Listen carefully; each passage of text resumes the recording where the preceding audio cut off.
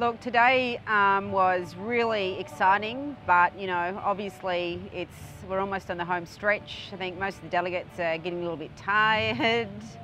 Although, one of the good things today is, a few people have come up to me and said that the conference has been really good.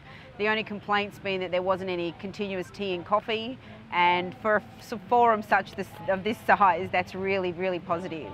The conference has been, for me, I've had a wonderful time. I've had a blast of a time. I went to another workshop on the Rangers, about the African Rangers and the Brazilian Rangers, and also the Canadians, and the switching between New Zealand and Canada, I believe, and talking about how they are accomplishing their goals with, I'm really fascinated by this eye tracker thing, this tool that they use, this application they use on their little iPhones there.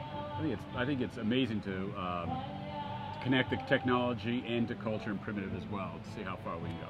This whole forum and, people being on country doing land and sea management activity has always been more than pulling out weeds and, tagging turtles and dugongs and killing ferals.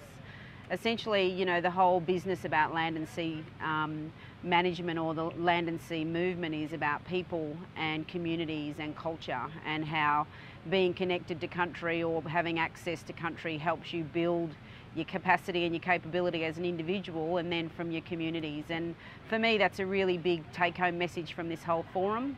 The role that women play in the process, how in isolated or remote communities particularly, they play a very strong role in trying to keep their kids out of trouble, trying to give them self-worth and identity, and I think that Caring for Country is something that helps achieve that. I love the synergy of Indigenous people, of their cultures, the sharing of ideas. I could relate to someone who has ceremonies and has other types of ceremonies that their culture and their tribe does, because that's what my tribe does. And I like the conversations that are going on back and forth with the ideas and the positive outcomes, and that's what I love. Oh, look, I think there's too many little conversations and stories to tell.